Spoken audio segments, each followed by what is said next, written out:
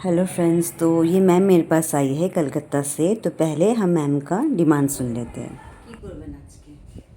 আমার চুলটা ভীষণ পাতলা হয়ে গেছে, একটু যাতে ভলিউমটা থাকে। এবার তোমার উপর ডিপেন্ড করছে, তুমি যত সুন্দরভাবে করে দিতে পারো। देखा जाए हैं।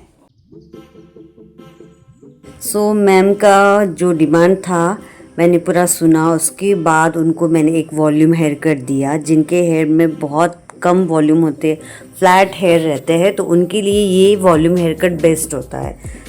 और आप लोग भी बताइएगा कि आपको ये वॉल्यूम हेयर कट कैसा लगा। फिर भी एक बार हम मैम के क्लाइंट के मुंह से हम सुनना चाहेंगे कि उनको हेयर कट कैसा लगा। सो लेट्स गो, उनका रिव्यू सुनते हैं हम लोग। ওকে, বলুন আপনাকে ভলিউম দিতে পারলাম? খুব ভালো হয়েছে কাটিং, আমার খুব পছন্দ। আর ওর ব্যবহার ভীষণ ভালো। আপনারাও আশা করব সবাই আসবেন, খুব ভালো লাগবে। থ্যাংক ইউ, ভালো রিভিউ দিয়েছে।